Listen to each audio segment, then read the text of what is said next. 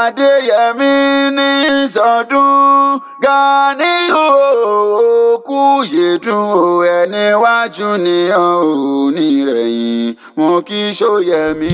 o. Àìrò bá mi kẹ̀gbọ́n mi bá mi kí Ṣóyẹmí. Ọmọ Orísun mi bàrẹ̀ ni Adéyẹmí Ganiyu ni CEO Auto Merchant ni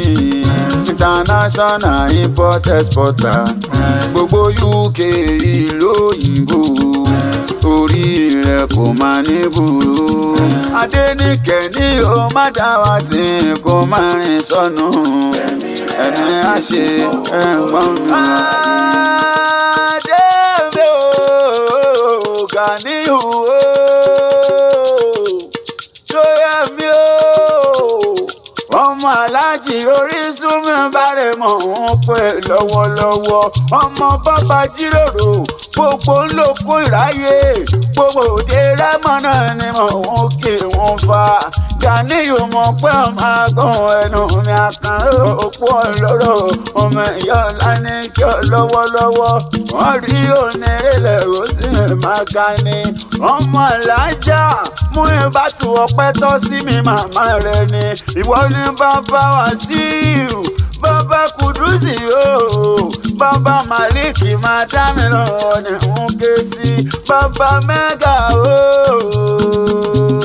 mẹ́bí wọ́n lọ́kọ̀ tọ́lá owó mọ́ mi Màlíkì owó màmá Mẹ́gà mi gangan ni ó nílò ọjọ́ mi rẹ̀ o Ganiyu o àṣírí sàmọ́dún ọdún ayọ̀ ọdún ìdùnnú ọdún rẹ ló máa ṣe ọ̀nà sọ́dún bànújẹ́ ó màmá níborí àdìrẹ kú láṣẹ ọ̀rọ̀ wọn bá onílámẹjọ tó kò jura wọn lọ Orísun bàrẹ̀ ọ̀rí Ganiyu o Ṣóyẹmí o èèyàn rẹ ló rán mi wá bí o àbúrò rẹ dáadáa ni ọ̀rí Adéníkẹ́ Ògúnnúbí Big Mummy CEO Nikki Beverages ní gbogbo òde rẹ́mọ ló ní wá kẹ́gbọ́n òun ó pa kiri àgbáyé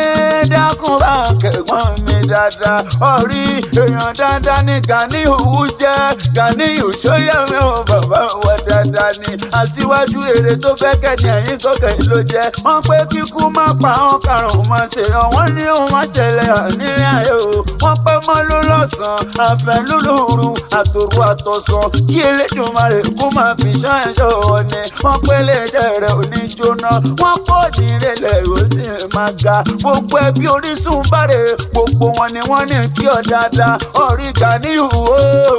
ó sì kú tọ́jú àwọn òbí rẹ̀ àti gbogbo àwọn àbúrò rẹ̀ pátápátá ìwọ gan la bá máa pè ní aṣíwájú níjà Ògúnlé Ganiyu làṣíwájú níjà kò sí kọ̀kọ̀ wọ́n kò dúró tí wọ́n níjọ́ táwọn òrèèyàn kankan ní Ganiyu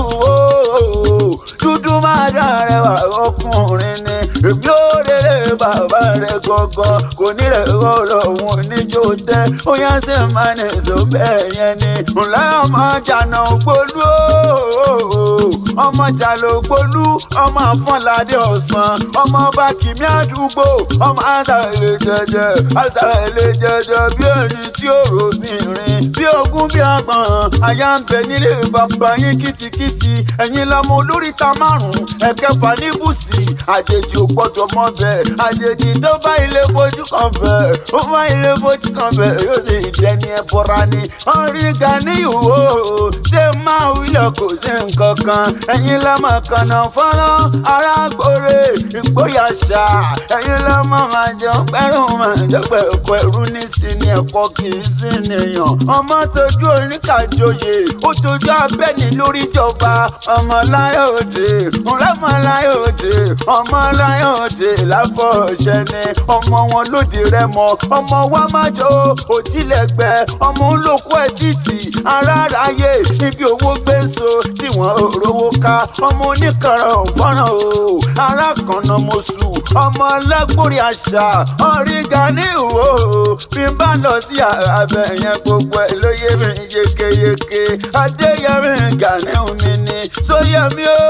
ọ̀rí CEO Auto Marchant International import and export UK onírẹ̀lẹ̀ ó sì máa ga ó ti sọdún èyí náà mo pé ká tún jọ péjú ṣe tẹ̀mí sí nínú owó